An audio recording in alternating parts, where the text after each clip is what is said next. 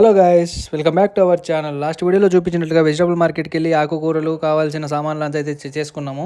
So ఇంకా next day అయితే early morning లేచేసి ఇక్కడ దగ్గరలో ఉన్నటువంటి నాన్ వెజ్ మార్కెట్కి అయితే వచ్చేసాము. ఇక్కడ ఓన్లీ సీ ఫుడ్ అయితే దొరుకుతుంది ఒక సైడ్, ఇంకొక సైడ్ ఏమో మొత్తం చికెన్ అవన్నీ దొరుకుతాయి.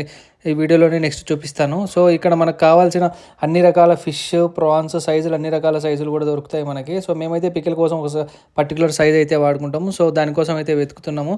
అన్ని షాపులలో ఉన్నాయి కానీ సో రేట్ కోసం అటు ఇటు తిరిగి అయితే వచ్చాము. ఇక్కడ మంచి ప్రాన్స్ అయితే మనకు దొరికింది. ఇంకా ప్రాన్స్ అయితే తీసేసుకున్నాము.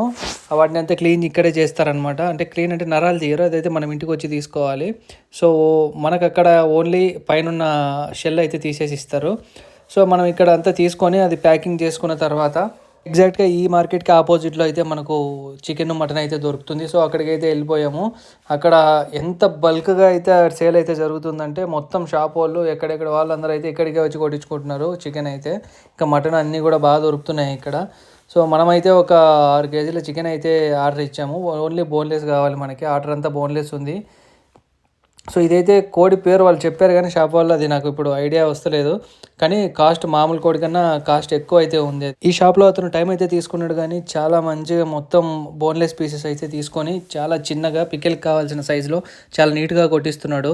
అతనికి తెలుసంటే ఎంత సైజు కావాలి ఏం కదా అని చెప్పి. సో మనం కూడా కొన్ని సజెషన్స్ ఇస్తే చాలా నీట్గా అయితే కొట్టించాడు. అది అయిపోయిన తర్వాత దీనికి కావాల్సిన దినుసులు అంటే మసాలా దినుసుల కోసం అయితే పక్కనే ఉన్నటువంటి ఒక హోల్సేల్ సూపర్ మార్కెట్కి అయితే వచ్చేసాము. సూపర్ మార్కెట్ అంటే ఓన్లీ ఫర్ పప్పు దినుసులు అండి ఇవి.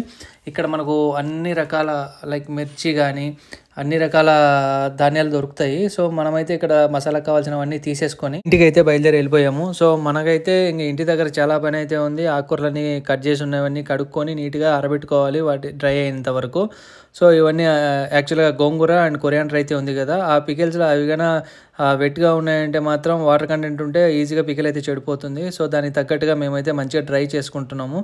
సో వన్స్ డ్రై ప్రాసెస్ అయిపోయిన తర్వాత నెక్స్ట్ ప్రాసెస్ అంతా మీకు నెక్స్ట్ వీడియోలో అయితే చూపిస్తానండి. Thanks for watching. Please do subscribe our channel the ఊరగాయ.